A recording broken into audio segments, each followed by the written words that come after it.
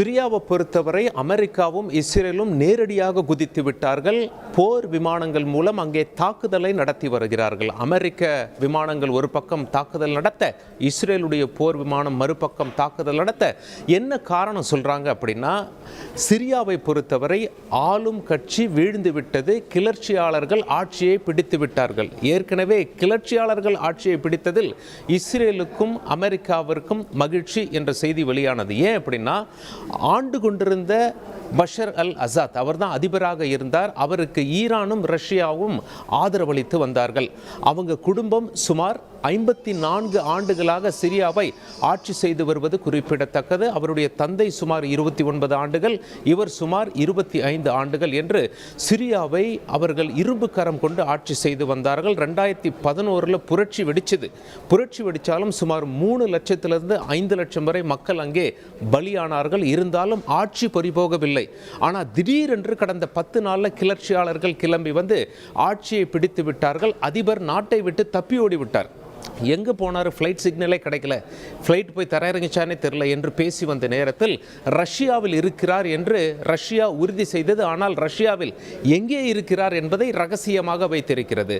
இப்படி கிளர்ச்சியாளர்கள் கையில் ஆட்சி போய்விட்டது. கிளர்ச்சியாளர்கள் டிவியில் தோன்றி நாங்கள் தான் இனிமேல் ஆட்சி செய்வோம் அப்படின்னு சொல்லிட்டாங்க. கிளர்ச்சியாளர்கள் இஸ்ரேல் அமெரிக்கா பக்கம் என்று சொல்லப்படுகிறது. ஈரான் ரஷ்யா பக்கம் இருந்த ஆட்சியாளர் தப்பித்து ஓடிவிட்டார். இப்படியாக அங்கே காட்சிகள் இருக்கதான் போர் விமானங்கள், அமெரிக்கா மற்றும் இஸ்ரேலுடைய போர் விமானங்கள் சிரியா உள்ளே நுழைந்து தாக்குதல் நடத்தின.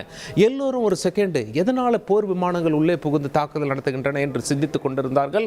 இரு நாடுகளும் என்ன செய்துன்னா, ஏற்கனவே அரசு வசம் இருந்த ஆயுதங்கள், குறிப்பாக ஏவுகணைகள், ஏவுகணை கிடங்குகள், மிக முக்கிய அரசு அலுவலக ரகசியங்கள், ஆயுதங்கள், இது எல்லாம் இருக்கு.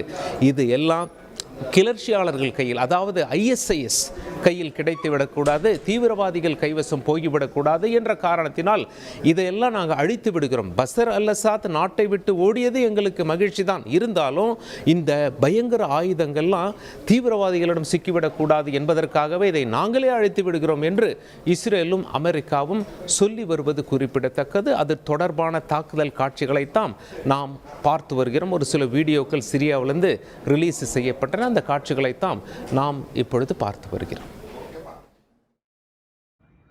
விவரங்களுக்கு يا لطيف يا رب تسترنا يا رب تسترنا